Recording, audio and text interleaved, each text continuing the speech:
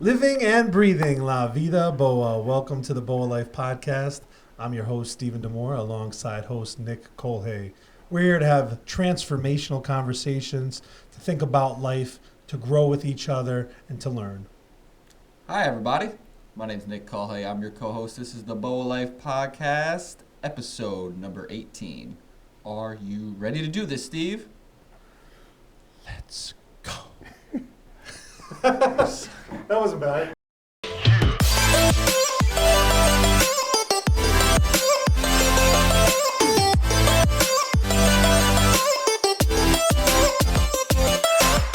I'd like to welcome you and introduce you to the audience. Ed, this is our beautiful podcast that we've invited you to, and you graciously accepted being on. Thank you for being here today. Yeah, thank you for having me. Is there anything that you would like to tell the audience about yourself before we get started? They'll figure it out during the podcast. I like that. Yes. Oh, yeah. Man's Think gonna of wanting more already. Yes. I love it. holding them in suspense. Full of surprises. So anyway, let's get right to it. I have a really important question to ask you. You had a really interesting weekend. You were in charge of a group of people. What was it that you were doing? Well, I was not in charge of them, but I was in charge of transportation. So over the weekend, we ran the Ragnar race. It was a race from Groton, Connecticut to Boston, Massachusetts, about 200 miles. It was great. Had a great team. Had two vans. Definitely an interesting experience. Something that I never thought I would be a part of, but has definitely inspired me to get out of my comfort zone and try new things, especially with people that I don't usually hang out with. So, yeah. Were you asked to participate in the running portion? Oh, yes, definitely. And you just diverted to being the driver? I was thinking about running, and when I confirmed that I would run, it was too late. So then I offered my services of driving, which is something that I don't mind doing. It is a lot less painful. Yeah, so that's how I, got into it. So where's this group from? Tell the audience kind of how you got into it and who were these great group of people you were running and driving around with? Yeah, so I am a part of CrossFit Bethel. So if you have seen any other episodes, Liam Fay, his gym, I am a member there. That's where I met Steve. So we had a few of our members from the gym, as well as a couple outside members. We all got together and decided to torture ourselves and, be gluttons for pain over a course of 2 days. Yeah. So yeah, Ragnar. It's a pretty popular name and a race around the world. So what does it consist of, and how much driving did you actually do? Did quite a bit of driving. It just consists of running. So people just run consistently. And now we know why you didn't do it, just like I didn't do it. Yeah, a lot of running. We drop someone off, get to the next point, pick them up, drop someone else off. During our night stint, we had van support, so a couple of our runners had, the van behind them. It was definitely an experience. Definitely something that could be creepy, but it was nice to see people get out of their comfort zones, push that past that point of comfort to, achieve these goals and, make things happen. Did you get to sleep or just had to drive the whole time? Oh, I got to sleep. I was definitely a power napper. If you go online and see pictures that our team members posted, I was in the van taking 20-minute power naps just to make sure that everyone is good. If someone goes in or if the team gets tired, I still have to be awake and, getting people. They got the right guy, though, because I know through conversations with you, you don't need much sleep. I'd like to think I need sleep, but I minimize as much sleep as possible. You're only allotted 24 hours a day, so. So you're saying you actually force yourself to not sleep? It's not really force myself. I just try to maximize the time that I'm awake. So I also own a small business, so I do automotive detailing. So I work for Midas in the morning. After work, then I do my detailing work. There's only so many hours that you have in a day. When people are sleeping, I'd like to make sure I could take care of stuff. I'd like to at least get 4 or 5 hours a night just to make sure I don't crash when I'm at my regular day job. But it's only going to prepare me to get to my goals much faster. That's a great mindset. Yeah. Perfect guess for us Yeah. to pick apart. Yeah. That's what we're trying to do. Yes. Yeah, Well, we're trying to get out of our comfort zones for sure, Yeah. just like he is, and Ed and I are always talking about trying to improve ourselves and our lives, and our ultimate goal of being financially independent, yes. Yeah. being able to do the things we love more often. Right now, you're at that phase that you're pretty much at the same phase I'm in, maybe a little earlier on. I know that you're working towards a certain goal right now. What is that? I want to get into my first multi-family property. Yep. Yeah. So just working, stacking as much cash as possible. Hopefully at the end of this market bubble, I'll be able to put a nice decent down payment on a multi-family house. Let's get some rental income going and rinse and repeat. Rinse and repeat. Yeah. Rinse and Yeah, repeat. we have a lot of guests that are always looking for other options to better their lives, and real estate is definitely something that keeps coming up. Yeah. Really a great way for you to incorporate some of the knowledge you have already, right? You're a fixer-upper, you're a hard worker, you put that sweat equity in, wait for the right time, Yeah. save, and then jump it into an opportunity. Yeah. Right? I've been told when I was younger, being an opportunist is not really a good thing. It is what it is. Unfortunately, sometimes you have to be an opportunist. If you wait too long, you might lose the opportunity. If you come in too early, you just might not have it. In right place, right time, get it done, make it happen. Yeah. Yeah. It's interesting he makes that comment because there's a lot of different perceptions. Yeah. So it's like we've had guests that think that certain things happen for a reason and that it's planned out, and some people think that it just kind of spontaneously occurs. I think at the end of the day, we kind of try to have to find our own paths and go with our gut and do the things we feel good about. Yeah. Kind of how I've gone along on my journey. To what end are you trying to get there quicker? Are you trying to change? Are you pursuing any other career paths at this point? So I am currently in the process of trying to be a law enforcement officer. I have a couple applications out there. I am hoping to get into the academy hopefully by the end of the year if everything goes well. Don't want to state the department's name just because I don't want to jinx it, but hopefully if everything goes well, I'll be in the academy, and hopefully by next year I will be a certified police officer. Yeah. What attracted you to law enforcement? So my family is all in healthcare. So I have grown up in a nature of serving other people, making sure everyone's good, but then also protecting as well. I grew up with both my parents. My dad's a great protector, definitely my hero. So I did not want to get into healthcare. When I was in high school, I realized that it was not for me. Honestly, until I was a senior in high school, I was probably going to be an orthodontist. But then I realized that business was more my strong suit. But then I also realized that I still like to serve. My cousin became a state trooper down in Florida. And after seeing what he goes through, it inspired me to actually want to get into law enforcement. So I'm a little late in the game. A lot of people get in their early 20s. I am in my late 20s, but I still have the opportunity. Thankfully, I'm still in decent shape. So hopefully everything goes well and I'll be able to, serve my community, be a good example to everyone, that may see me. Especially with, law enforcement right now, there is not the best light on them. I would like to be that changing image, be a, good example to anyone that may see me. Yeah, it's never too late. I mean, you said it great, and it's pretty admirable that you want to go into something where there's no, it's pretty fearful, the things you see and you hear, and yeah, that's amazing that you still want to choose that career path, even though you're, further in line, like you said, than most people do getting into it. Yeah. What are the biggest fears you have going into it, or are you just like brush them aside and not even look at them like fears? No, I definitely have fears. I mean, you want to come home every single day. That's really one of the biggest things. But working with the team members that I had over the course of COVID, it gets to a point where certain things, like you literally signed up for it. That's part of your job. And it is what it is. That is two things that have stuck in my head. Hey, you signed up for this, so you have to stick with it. And certain things are going to happen. It is what it is. Yes, you want to come in with a plan, and you don't want to go in, willy-nilly, like, hey, I don't know what's going to happen. You want to come in prepared, but if things happen and you have prepared for it, it is what it is. You just make it happen. Yeah, I feel you're going to get rewarded for the sacrifices that you make in life, and certainly in career choices that you make. I mean, when you're making that kind of decision, I tend to think the universe kind of gives back to you.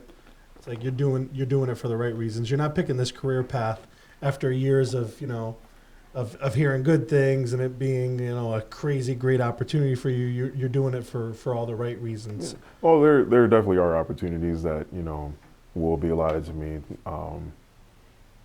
So yes, there has to be a balance. It's not like I'm going to go out and risk my life for every single day for nothing. At the end of the day, it is technically still a job, but you have to come in with the proper mindset to understand that you are there to serve the community. You are technically on the taxpayer's bill, but you want to make sure that you are serving the people that you're there for. Yeah, I think you're going to be a perfect police officer or state trooper or whatever you do in law enforcement. I think you're going to be fantastic because I think you're exactly the type of person that communities need, right? Thank you. And you're welcome. And thank you for choosing that field and being someone that in the future is going to be able to protect us and someone we can rely on, because I think, especially nowadays, I think people are taking a lot of frontline workers for granted, Yeah. and it's unfortunate, but I mean, sometimes that's the fate of the hero, right? Yeah. You're hopefully doing it for the right reasons, but you would think that people would respect and appreciate some of the things you do, because sometimes that's what motivates people to do it, because everybody wants to feel good about what they're doing. But I know that it plays into a lot of other things that you can do, which is fantastic. Yeah. I think whatever you go forward with, you should do it for all the right reasons, and you should selfish reasons we talk about are good reasons too, because you can't be a productive member of society, if you're not doing good things for yourself as well. So it's all about reciprocation, giving and taking, and I think we're all better off for it. Yeah, balance is definitely important. Someone that receives all the time, they're going to be, narcissistic, or, they're going to be the classic opportunist. But I give my time, I get what I need, it works out, and hopefully doing whatever I'm doing, I get to enjoy it and feel like I'm working in my purpose. Yeah, no, I love that some of the themes you're discussing are themes that we're always talking about, and I think key points that guests bring that create successful lives for them, working hard, a life of balance, all these things that we all struggle with. I know you're in the middle of your journey. You're not quite where you want to be. Not you yet. have aspirations to do many great things. I know maybe you have some relatives that are pushing you to maybe move forward with family, growing that up. I mean, how are you dealing with all that? With my work balance, which is not really balanced right now, I don't really have much time. So most of the social interactions are people from the gym, which is great because, I get to meet people like you, my team from the Ragnar race. It's great. I have tunnel vision. I just want to make sure that I get to where I need to be before I start opening up. I just have blinders and I'm trying to, stay in line. Yeah. It's rough though. My mom's looking for grandkids. not quite there yet. Yeah, they all are. Not quite there yet, but hopefully in the future, yes. But right now, I'm just trying to get to my next step. Some humble words of wisdom, like try to open up the horizon. Don't keep the blinders on all the time. Yeah, no, definitely not. I mean, I have my eyes out there. It's not like I'm not looking, but it's just. I know that I have somewhere to. Well, the irony of it is that prior to us going live or filming, I know we discussed the timing. It's kind of your age where I think Nick and I kind of found the person that we ended up with, and it's interesting that a lot of people nowadays are finding people later on in life, just like almost like you're finding maybe a career later on in life. It definitely, I think you're prepared. I don't know if you're prepared better, but you're prepared in a different way to take on these responsibilities. Yeah, no, I definitely agree. If you met me 4 years ago, I would not be the same. Maybe I wouldn't want you to go into police work. It's funny because it took like a life-changing experience, which wasn't even my life-changing experience, but it made me completely shift how I look at things. Well, if you don't- So my dad he had a stroke. Sorry to hear that. No, it's thankfully he's doing okay. But I was in a space where I was going to work every single day. I was dating a woman at the time where I was just working to, put food on the table, get to work, go home, just try to make ends meet. But I did not have a 1-year plan, not even a 6-month plan. It was just get through the next pay period. Once my dad had his stroke, I realized that I was not financially nor mentally in a place where I was strong enough to be able to take care of my family if things happen. Went through, a little depressive stage where I was, just sad. I felt like I was the reason that my dad had a stroke because I had moved out of my parents' house and I was not there to help my mom. My sister was in school, so she was basically taking care of the household. But then I realized that I can't change the past, but I can change my future. So it made me shift my mindset. Read a very good book, Can't Hurt Me by David Goggins, probably one of my favorite books. He's a big fan. Oh yeah? Yeah, huge fan. He did Now you know why I run so much. Yes, yeah.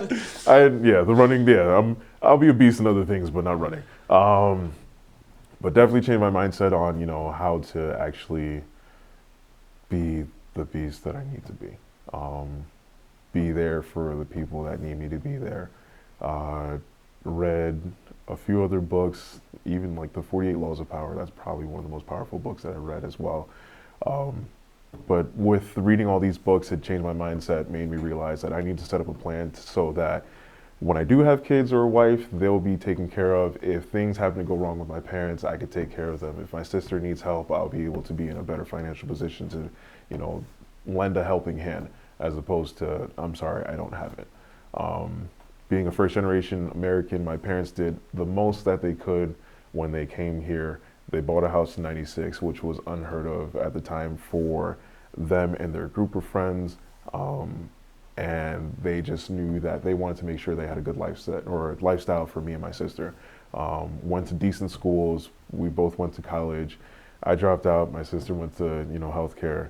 It is what it is. But they did the best that they could. And now I'm in the mindset that I'm going to do the best that I can to not only take care of them, but take care of my future kids as well and my future wife. So It's fantastic. Yeah, it's great you realize that now. Some people never have that type of, like epiphany, even in their 20s. Some people never have it, but a lot of times it's later in life that they realize it.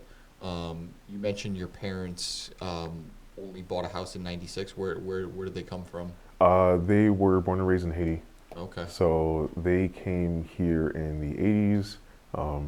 My dad met my mom in Haiti. They came to Miami, where my grandmother still is, and then I don't know. I feel like they threw a dart on a map, and we ended up in Danbury, Connecticut. I feel like so many people I've talked to have done that. Well, my Like, father where came you to go? this country and landed in Bridgeport, but then to Yeah. Danbury. So But for some reason, from Miami to Danbury, They were like, we've had enough sun. I guess We've had so. enough sun. Let's go we find don't some like snow." that weather. We want to Yeah. see some foliage and some snow. So you made it to this area in the mid '90s. Yeah, so I was born in '92. We grew up in Shelter Rock, and then we ended up on Lincoln Ave by Terrawall Park. We've lived there ever since. I moved out, I came back home. I'm glad to be back home. It is my neighborhood. I met a lot of people there, made great friends there, and we have a decent amount of property, so I would like to build up the house that I grew up in as well. And yeah, That'd be awesome. It's great. Yeah, I used to be around those parts. I went to Immaculate High School. Oh yeah, yep, And love running Terrywile Park. yeah. Yeah, that has a special place in my teenage years. It's nice to honor your family, honor the tradition of the hard work that they've started, and you feel like they're your motivation maybe to carry on the mission. I feel like my father came to this country, created a good life for his family, and I want to do the same. I want to keep compounding upon that. He's built this foundation for me, and it's like now it's my time to build the house. Yep. Maybe one day my kids will put the roof on it, you know. Yeah. And I think these are kind of the building blocks to a successful life and ways to motivate and just keep you on task to follow through on the goals you set for yourself. Yeah, my dad always told me, "You're my only boy. You got the family name behind you. Make sure you don't tarnish the name." Yeah. And when I was younger, I didn't understand the significance of it.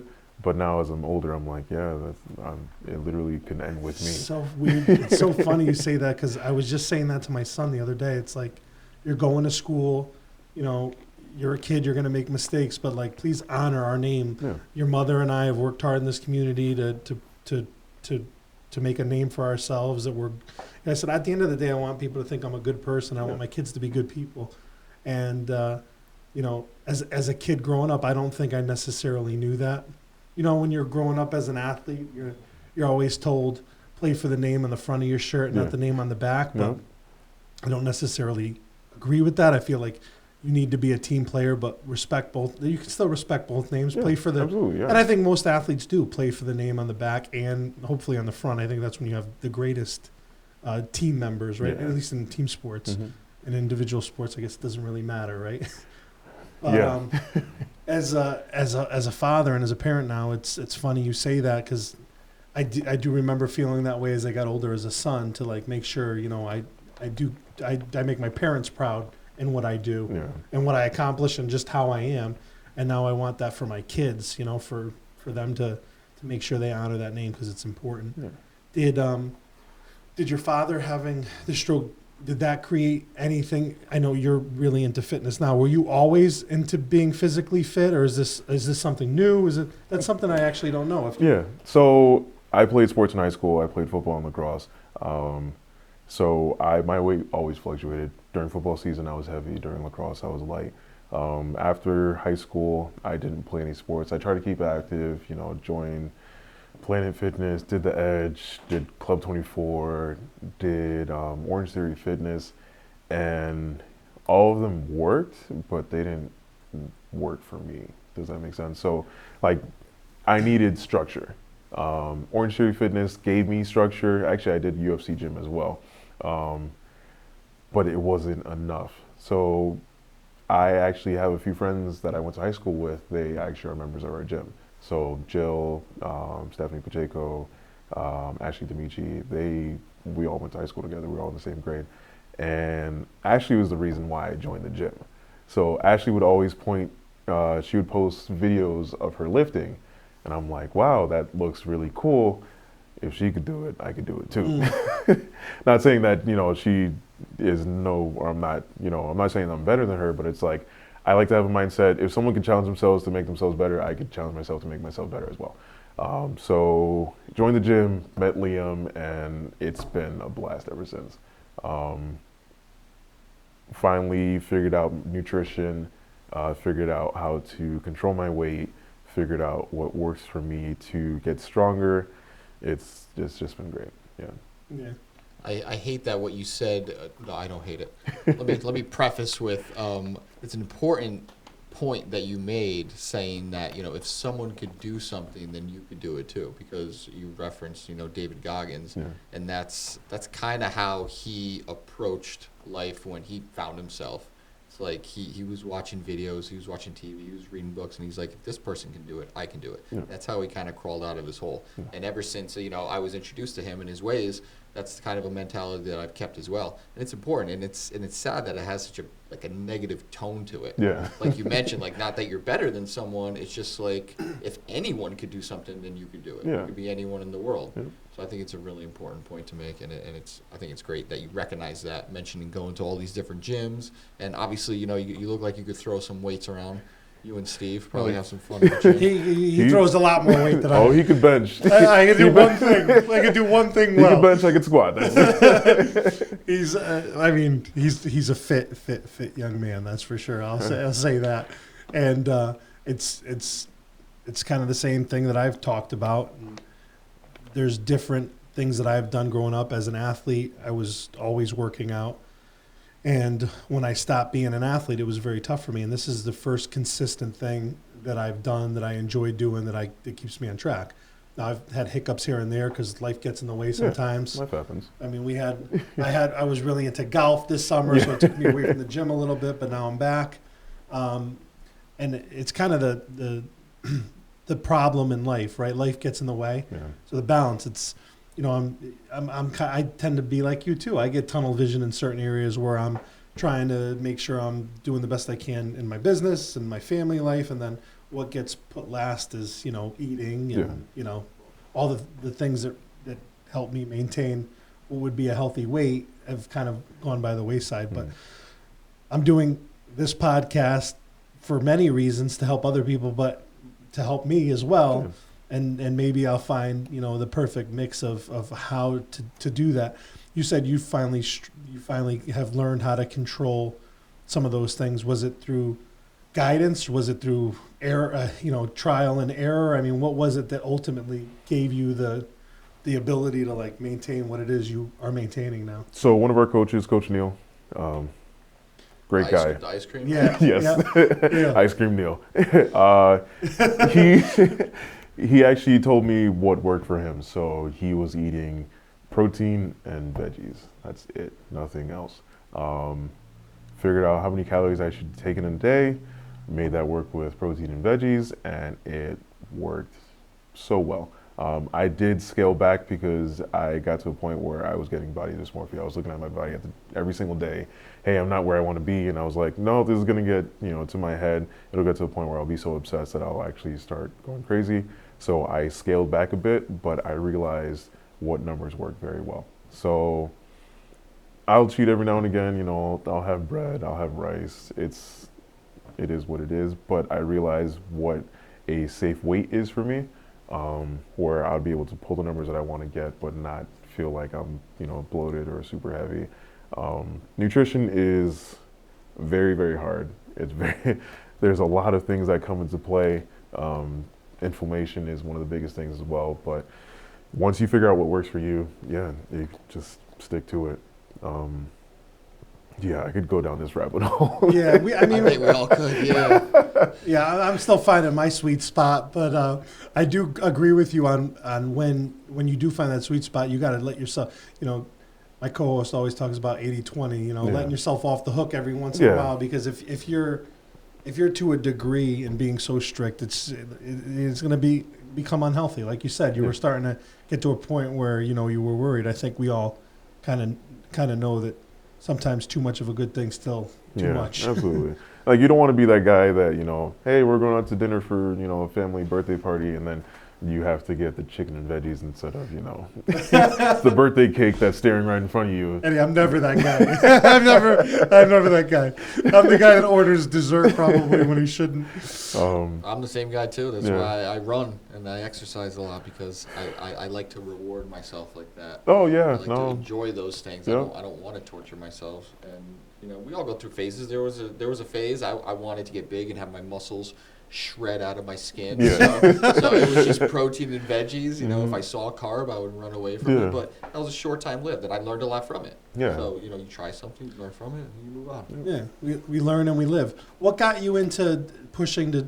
Because it's funny, you mentioned some books that him and I and some people that him and I listened to and have spoken about. What got you to start doing that? And where are you going? Just to books? Are you going to YouTube? I mean, what are the tools that you're using to inform yourself in different aspects in life? So books was a big portion of it. So I worked for Midas. I did a Midas World Tour. So when I was working in Stamford, I would have an hour commute, with traffic on 95 or the Mara. So it got to a point where I felt like I was just listening to music. Nothing was productive during my ride. So I actually downloaded Audible. And it started with the book, There's a Subtle Art of Not Giving a Fuck. Yeah. That's one book that was really great. I haven't read that book, but I've looked at some summaries of it. It's pretty awesome. It's a pretty good book. It's like a scaled down version of David Goggins' book, Can't Hurt Me. That was one book that actually made me open my eyes and realize that I need to start reading more. When you stop worrying about what other people think of you, it kind of frees you up to be yourself, which is absolutely, kind of enlightening and invigorating and all these other things. My co-host is big into traveling and listening to podcasts. Well, actually, you caught my ear real quick, because I travel to Stamford now every day for work. So and I was just listening to Audible on my way over here. Yeah. So books on tape, podcasts, random YouTube videos. Yeah. I don't look at my phone and drive people, just so you know. Set it and forget it. People, Yeah. 100% safe. I honk at people for doing that. On 95, one of the worst roads in the country. Yeah. Oh, gosh. But yeah, I was at a point too. I had satellite radio, and it's like, oh, what's on the 80s station? What's on old school hip hop? Yeah. You know, what's Howard Stern up to? Blah blah blah. And sooner or later, I'm like, man, where did the time go? Yeah. Have I learned anything? Do I feel better about myself? Yeah. And it was just like YouTube. David Goggins. I read the book and listened to it, and then read it again. Yeah. And then from there, it's just snowball effects. So Yeah. like you said, try to use your time wisely. Yeah, you talk about trying to hold off or stave off sleeping, to get. And I know you're getting a healthy sleeping, but you're trying to maximize the time you're awake so that you can squeeze everything you can out of it. Yeah. I feel like that's the one good thing. Well, not one good. There's many good things about technology, but the ability now to multitask. Like you can get on a treadmill or work out and listen to stuff. And I think, especially, I don't know if it's our age group or around this. Maybe it's everyone. But, for many years, you try to motivate with music. Now, it's like, let me educate myself while I'm working out. Yeah. It's like I can do two things Yeah. for the price of one. Yeah, you get to be maximize your time. That's one of the biggest things I want to do. Just Right. maximize the time that I have. 'Cause- Plus, if you guys are Goggins fans, you're not even really supposed to listen to music when you work out, right? No, you're not supposed to have headphones in Right, to right. hear you. Plus, you're not even. You're Just probably listen to your demons; they'll push you along. Yeah. Silence. Yeah. Talk to your inner. Hey, listen, that could go to dark places as if it's just me and my mind. Yeah. I'm someone that has to be constantly stimulated because once I start getting in my mind, then it can get either very, very ugly or I just start getting super tunnel vision where everything else gets pushed to the side and I just have to get something done like immediately. I wonder if that's why you don't like to run, and maybe that's why he likes to run. Like some people probably get some productive thoughts going when they're doing runs. Yeah, I think it's just finding your niche, finding what you enjoy. I don't want to say doing because I can't really say I love the action of running. Yeah. I don't really love it. I like the way I feel while doing it.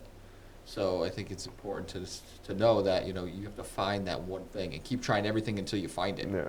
Whether it's weightlifting or reading books or whatever it may be. Something we learned about you before we went on tape today that we want you to talk about. Letting the pipes loose. Yeah, I listen. I mean, I'm no slouch when it comes to the microphone and a little. I mean, I wouldn't say it was great, but I do enjoy singing. But You got a front man over here. I'd like to think of myself as a great background vocalist. Oh. The leadership role has fallen behind. I left that to my my professional friends. Shavance, if you see this, I'm going to promote you. I have a good friend of mine. Please do promote. I like to promote him for everyone's wedding. He doesn't like when I do this, but actually a really, really good friend of mine. He is always traveling, singing somewhere. He's down in DC right now. He is the worship leader for a church. He's doing great things. Probably one of my most inspirational friends because he is also at a point where I'd like to be, where he's doing what he loves, still making the money to get to his next level. It's great, and yeah, he's also inspiring me to keep working hard every single day, get ready for the family and the whole nine. Yeah. I mean, that's kind of why we're doing this too, is to give inspiration to people. People hear other stories and it inspires them to do things themselves. But I think that's one of the things that most inspires me when I see people chasing their dreams without fear and it's scary to do that. Yeah. But some people make it work. A lot of people make it work. I think half of it's just doing it, going for it. What do you have to lose? You can always fall back on other things. It's like, at Liam's podcast, the one thing that resonates with me is he doesn't want to waste a minute of his life doing something he doesn't want to do. And I respect that because, sometimes I feel like maybe people do too much of that. Yeah. Now, life without sacrifice, like I don't think that's the same thing, right? I mean, I think that, we have to do things that we don't like. I don't want to go to the gym every day and work out, but I do that because I want to be healthy. So there's sacrifice, but ultimately long term, following your dreams and doing things you love, then, you can work hard at it and it doesn't really feel that hard. Yeah. I don't want to wake up any day and be like, man, I should have done something differently. I said, when you ask a lot of older people, like, what are their regrets, none of them ever say it was chasing my dreams. Yeah. Yeah. You never hear that being a regret, right? It was like I didn't spend enough time with my family. I worried too much about work and. Or they regret not doing something that they wanted to do and never took that step forward and did it. Yeah. Yeah. That's what keeps me going every day too. I look back and think about death a lot. Everyone knows they're gonna die, so you want to sit there at an old age and say, I wish I did that. I wish I did this. That's what motivates me to keep going. And I can tell you share the same kind of thoughts and reasons to get up and not sleep and keep doing things. Yeah. So. All in preparation for tomorrow too. It's like we can enjoy life, but eye on the prize. Yes. I will say that sometimes chasing that goal, sometimes you can lose the present, right? Which is probably hard for you. Yeah. It's certainly hard for me. It's like I try to make sure I stay present. I think one of the reasons why I like doing this so much. It's because you're forced to be in the present. It's you can't just touch your us phone. here Yeah. having a conversation. Yep. And, you're opening up and we're telling our story and we're trying to engage with people. And I feel like you're trying to learn and you're trying to share some of your knowledge, through your mistakes or your journey. And Always make time for your mother. That's what I'm starting to learn. So my mom, every single day I leave the house, and my parents are both very, very religious, so my mom is up at 4:30 in the morning every single day praying. She wakes up, goes to the living room, and she is on a conference call where a bunch of people are praying. And every morning... literally on the phone? Oh, on the phone, yep. Yeah, this is something that she's been doing for years, but yeah, 4:30 in the morning, I know that when I'm up at 5 o'clock, I will see my mom in the living room, and she's praying, and she's like, when are you going to make time for me? I want to talk to you, I realize that I am becoming very obsessed with what I am trying to reach, and I keep trying to justify it to myself that, hey, I'm going to get to this point and then I'll be able to spend time with my family. But I realize that I do need to be more present, just because, tomorrow's not promised. My parents are in their 60s. So yeah, being present is something that I am trying to build on, making sure that my family doesn't think of me as a flake, someone that is never there for them. right. Yes, I would like to be able to financially be able to provide for them, but you got to make memories as well. If you go to a funeral, you can't be like, all right, yeah, I gave them, $60,000 for whatever project. It's like, all right, yeah, we had great memories, going to Six Flags or going to this trip. We flew out to this place and, had good times. I need to be able to build myself to be able to make those stories as opposed to just being a financial provider. Yeah, it's probably more on you too. It's probably more you thinking I have to give this. Yeah. Well, your mom's probably like, I just want you to be around. Yeah. Yeah, I'm sure she just wants to, she keeps telling me, hey, let's just sit down and have some conversations. And I'm like, yeah, that'd be great, but I also want to, make sure that you're taken care of too. They both have worked their butts off to make sure that me and my sister were taken care of. So I'd like to be able to, get them to a point where they're taken care of as well. But I also have to make sure that in their older age, I'm still present and giving them the love that they've given me. Yeah. I think there's a happy medium for that. Yeah. You don't hear that too much, anymore from people, especially, Oh no, young they're men. still Yeah. annoying. I mean, that's parents. It's just, give the love that was given to me. That's one of the biggest things that I want to do. Yeah, it's really resonating right now. Just thinking about my kids in general. You want them to be like that to you one day. So you hope you're raising them the right way and showing them that, how to think that way. So they're thinking of you later in life. Yeah. Right. Crazy. I mean, then they appreciate you. It's like I want to do half of what my parents did for me. Yeah. I mean, at that point, you were raised right.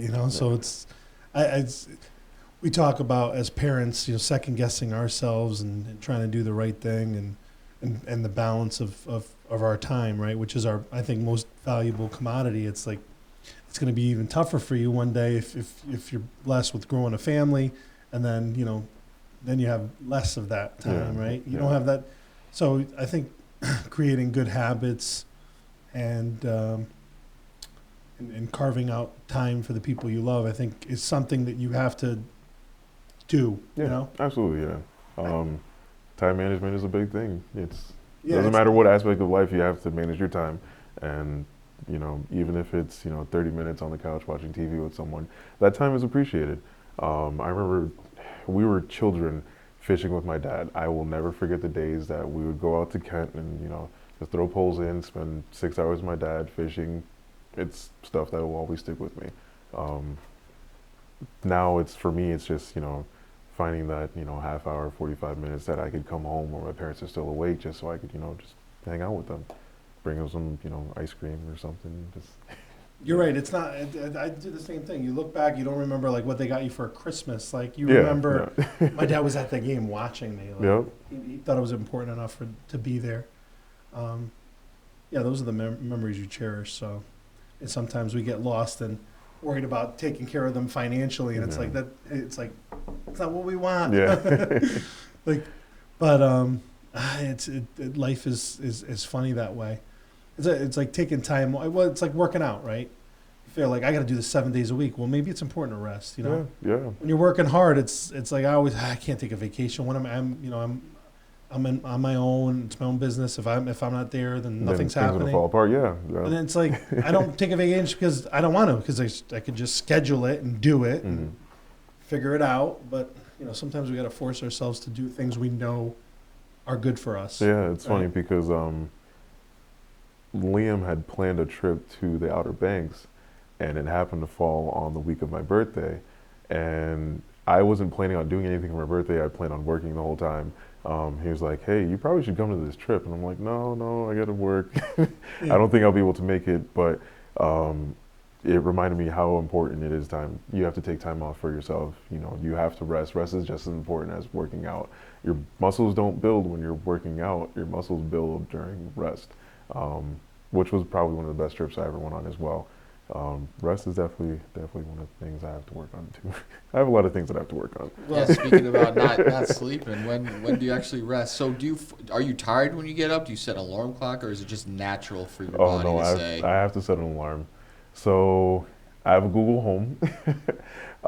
My Google Home is, it's voice activated. So I set my alarm for 4:30. I'm snoozing it as much as possible, but the way my Google Home turns off is by me speaking to it. So by the time I, get my words together to say, "Hey, turn off," I'm wide awake because I had to scream at it. By the time I'm so frustrated, and I'm like, "Okay, it's time to get up," and then I just get moving. So you've never yelled at Google Home and then gone back to sleep after, No. after she turned off? It's funny, it's like it looks for certain words.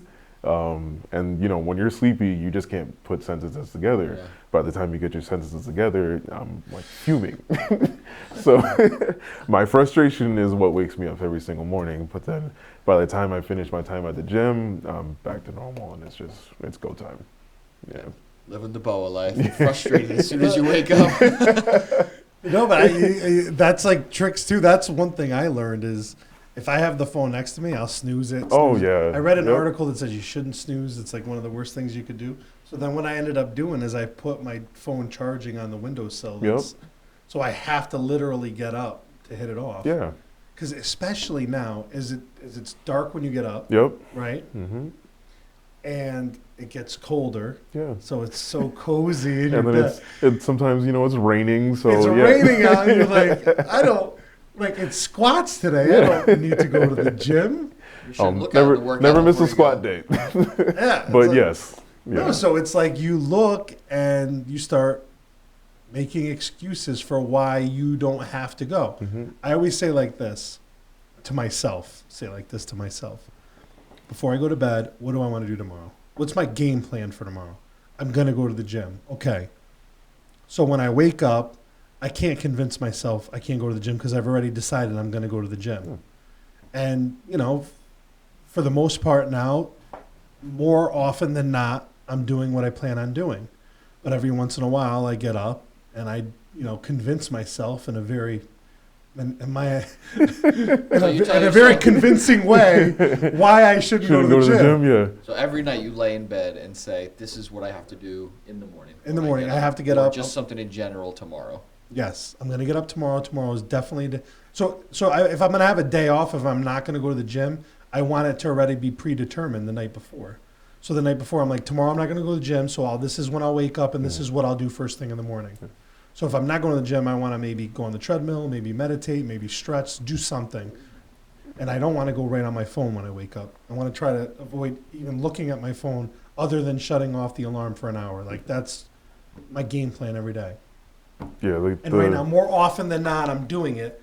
But there are days I wake up in the morning and right away, my brain is trying to convince me to not do it, which blows my mind. Yeah, no, it's like, don't do it. Be lazy. And it's like, you don't really want to do that. it's a path of least resistance. It's like your body wants to do, the least to get through the day. Yeah, So you're warm and cozy. You're probably next to your wife. You have, a lot of body heat. My thing that has helped me is setting things in place so that I have no choice. So I have my Google Home. Yeah, I could buy a regular alarm clock, but I know that I'll be so frustrated that it's going to wake me up. The night before, I'm going to set my gym bag, so I can't be like, oh man, I don't have gym clothes. Everything's already set. My shoes are right there. My gym bag's set. I have my uniform for the day. I try to work out at 5:30 or 6:30 because I know that when I leave, I have to rush to make sure I get to work on time. When I sleep in or don't go to the gym, I'm late to work. So I know that once I get to the gym, I can ensure that I will be at work on time, or at least, less than 10 minutes late if I have to grab coffee. I like to set things in place during my morning to make sure the rest of my day is set, or even the night before to make sure the rest of my day is set. If I do skip the gym, it usually ends up being a bad day. Yeah. It's really weird how that works, but if I skip one part of my step, then it ends up being really bad. I don't like to think of myself as a disciplined person. I just like to think of I have these things in place to make sure that I can stay in line. Why don't you think you're disciplined then? Like, how do you decipher between discipline and what you're being on yourself? I like to think people that are disciplined could do it without having input. What do you mean input? So you wake up in the morning, you just know we're going to the gym. It doesn't matter how I feel. I'm just going to the gym. Okay. You see a big cake in front of you and you're like, I'm not even touching that. I'm going to make things happen. I have someone at my job. He goes on these extreme diets. He's a great guy, and he is disciplined enough to know I am taking in 1,200 calories a day. That is it. I'm taking my full protein intake. I am scheduling out my meals. I am exercising at this point.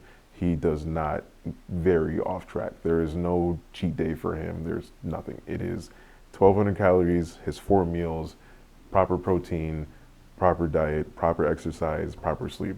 And he doesn't need any extra, well, at least not that I know of. He does not need any extra inputs to make sure that he stays on track. It is like second nature for him. For me, it's not second nature. I need a lot of input to make sure that I can stay in line with these things. Well, I guess you can relate that to like what your goals are. Yeah. And that can be to any degree. Like what if you're killing at CrossFit and you're the strongest one at the gym and you can make it to regionals and you just got to fine tune a couple things. Yeah. I bet you could get to be that little disciplined. I think that, yeah, I could, I don't know. There's got to be something in life that you applied yourself and said, it's not discipline anymore. It's just second nature to you. I don't. I could definitely relate to that because I feel like discipline equals freedom, and I feel like Jocko. Yeah, I feel like I can be disciplined and then create so many opportunities for me to do whatever I want, and I lack the discipline very often. Not sure why it is. I think it's. I think certain words get thrown around way too often. Discipline's a great word to use because it is what it is, and people know what it is. Sometimes it's like, I'm just passionate about something. People are like, oh, you're so disciplined in that. No, I just really enjoy it. That's why it comes easy to me. Yeah. Yeah. So it's one of those words that gets thrown out. I think we're hard. Yeah, I think we're hard on ourselves. Like I think sometimes you don't want to like give yourself the pat on the back and I've been disciplined and doing I've been disciplined about going to the gym now for many years. I've had some hiccups. Who hasn't? Right? I don't think there's anybody that is without.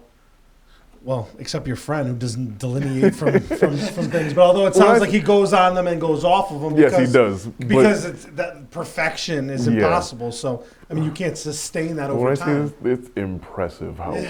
some people are discipline, but at some point, maybe sometimes it could be to their detriment, right? It's like you could be disciplined in your eating, and then you're not eating enough because you're so disciplined in losing weight. It's like and then you become unhealthy. Yeah, I don't want to go and get into like disorders or any of that, but so it's again, it's balance. It's finding the right mix for the right person, and not being so hard on ourselves, cheating every once in a while. I mean, it's funny to have these conversations because it really shows that we're all relatable in a way that we're all like working to certain goals. We're all stumbling around from time to time trying to achieve the goals that we set out, and we're all taking our own paths. But I think in listening to everyone's story, I think that there's a lot of inspiration. I mean, you spoke about your friend and how he inspires you. I think all of our guests inspire us to keep doing this, to keep sharing our stories, and to be able to have people on to share their stories.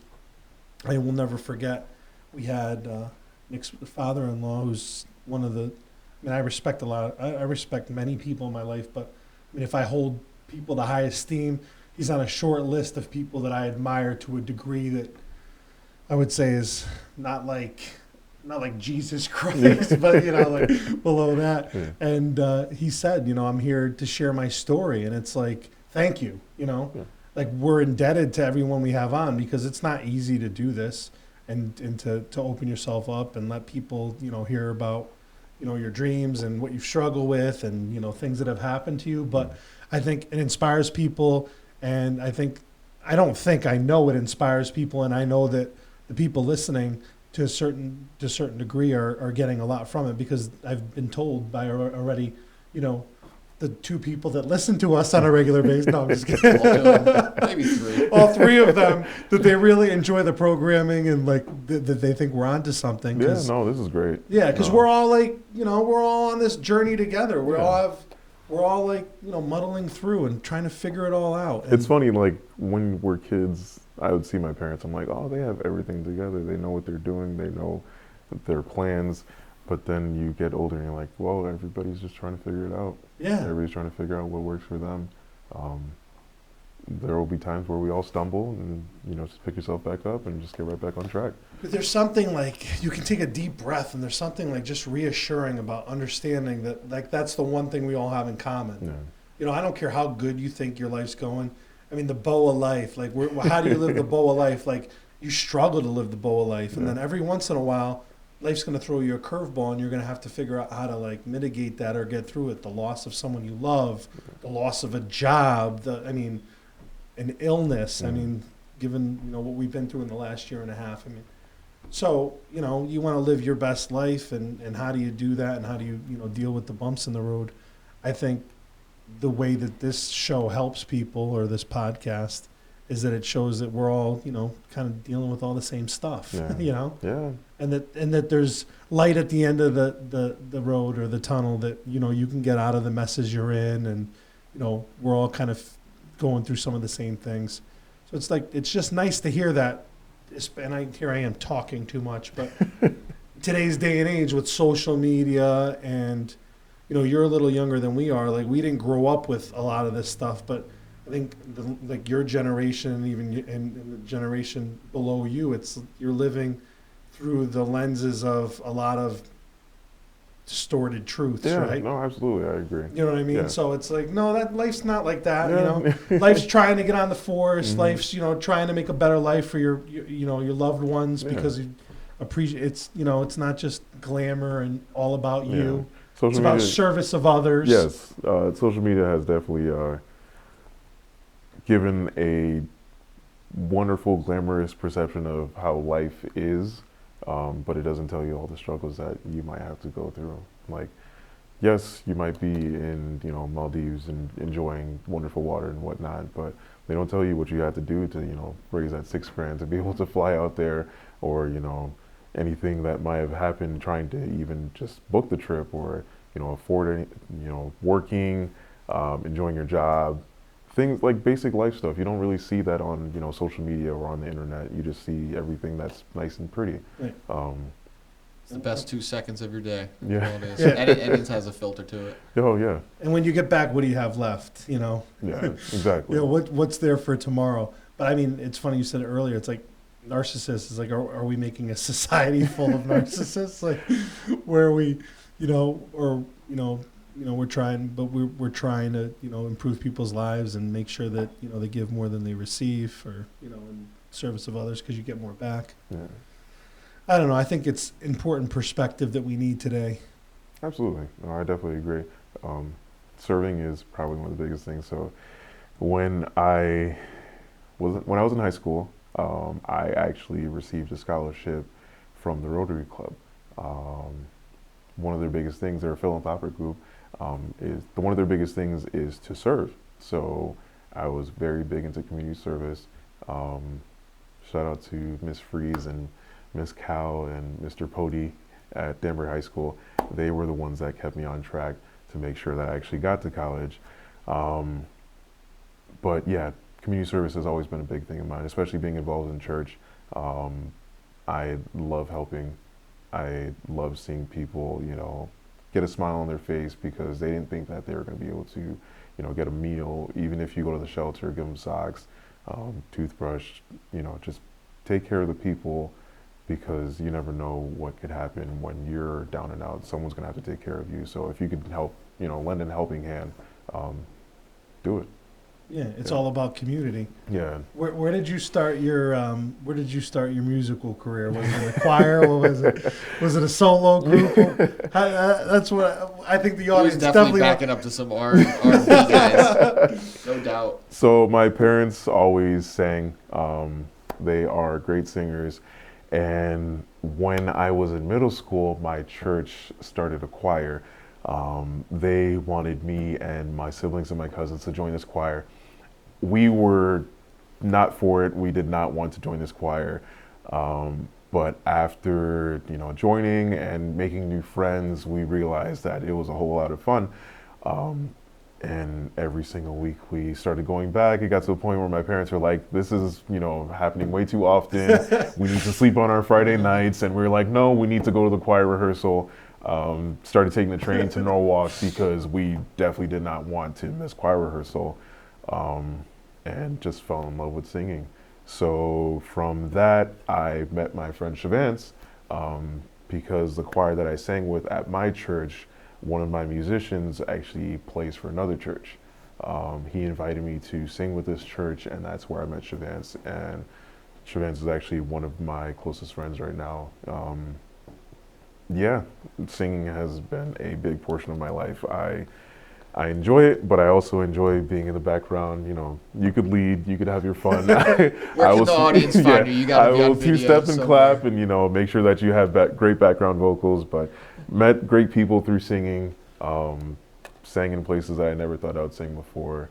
It's been a great portion of my life. I have gone into retirement for a little bit, especially with COVID happening. I'm not singing as much, but singing is, one of my favorite things to do. It's amazing how you can find friendships in communities where you have, you're doing things that you like, that you have commonality with the group, like in gyms and singing. It's, you can really relate to people that like doing some of the things you do. I think I'm going to have to take you out of retirement.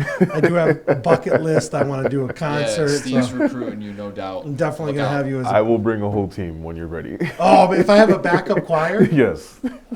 That'll be the See, first. I thought my concert was going to be funny, but it's started, I think it might get a little serious. It has the possibility of being something pretty impressive. So I sing tenor. My sister sings alto. I have 2 other cousins that sing alto and 2 cousins that sing soprano. So you have a literal whole background. Yes. So whenever you're ready. Real. Yeah. We might go Christmas caroling together. I'm going to have to bring the falsetto out with this crew. It sounds like I got to go to a series of ranges I haven't been to before. Yeah. Well, listen, I'm. That's one of the things that it's funny, we have dreams and goals and aspirations to do things. That's one of the things that, I don't know, I've always wanted to do is sing. Yeah. I don't think I'm that good at it, but I enjoy doing it. So if I enjoy doing it, I should do it. Yes, exactly. If you enjoy it, just do it. If you're passionate about it, do it. It stinks that COVID kind of killed that for you a little bit. But it was becoming It was coming towards the end of it anyways. Yeah. Yeah, it got to a point where I was. It's kind of bad to say that I was committing too much time to the church, but I was committing too much time. The church is taking up too much of my time. I was enjoying everything in church, and I was spending so much time in it. But then I was, falling back on actual life goals. So it's like it's biblical where it's like you have to, you live by your sweat. You have to work to be able to get through life. I was working, but I was not getting paid to work. Right. So then my goals were nowhere in sight. I had nothing to work for. It was just, the weekends I knew was committed to singing. It wasn't towards, working on my personal goals. So COVID was a blessing in disguise because then my small business started booming. I was able to commit a lot more time towards actually making those things happen.